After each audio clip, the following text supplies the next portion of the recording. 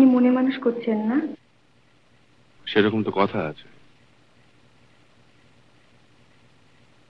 আমি নায়িকার পাঠটা পেতে পারি? নায়িকা তো ঠিক হয়ে গেছে। জানি। তবে আমাকে দিয়ে হবে না? সে প্রশ্নটা এখন আর ওঠে কি? আপনার কোনো হাত নেই এতে? হাতের কাজ। আপনি বসুন না। না থাক। হাতের কাজ তো ফুরিয়ে গেছে। আপনি একটু চেষ্টা করলে হয় না? কি মুশকিল, চেষ্টা যে করবো তার একটা কারণ থাকবে তো। আর হঠাৎ এরকম একটা ব্যাপার করবো কেন বলুন তো? নায়িকা যেখানে সিলেক্টেড হয়ে গেছে সেখানে অন্য কোনো মেয়ের আমার কথা। ক্ষমতা আছে, অ্যাম্বিশন আছে, সুযোগ পাওয়া মুশকিল। তাছাড়া আপনি তো জানেন নতুন লোককে সহজে কেউ সুযোগ দেয়? তাই আমার কাছে এসছেন? হ্যাঁ।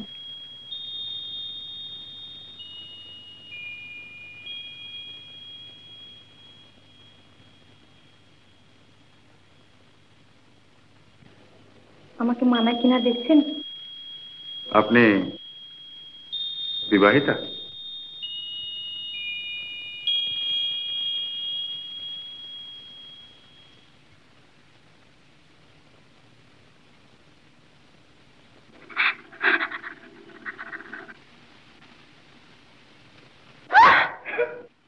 আরে কি হলো, কাঁদছেন কেন?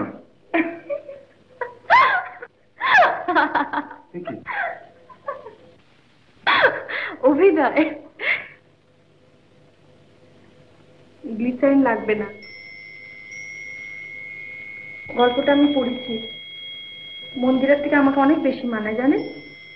সেটা আপনিও নিশ্চয় বুঝতে পারছেন। আপনার নামটা জানতে পারি কি? শুধু নাম কেন, ঠিকানা, ফোন নাম্বার। ওসবের দরকার হবে না। তবে শুধু নাম।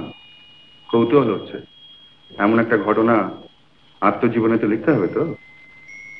প্রমীলা। প্রমিলা চ্যাটার্জি। মিস। হ্যাঁ, নমস্কার। আপনি এখন আসুন।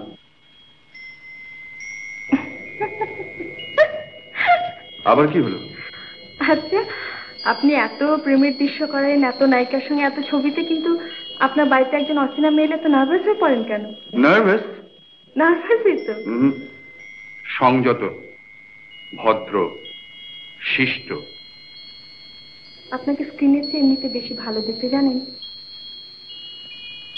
একটু বেশি মেকআপ করেন বোধহয়।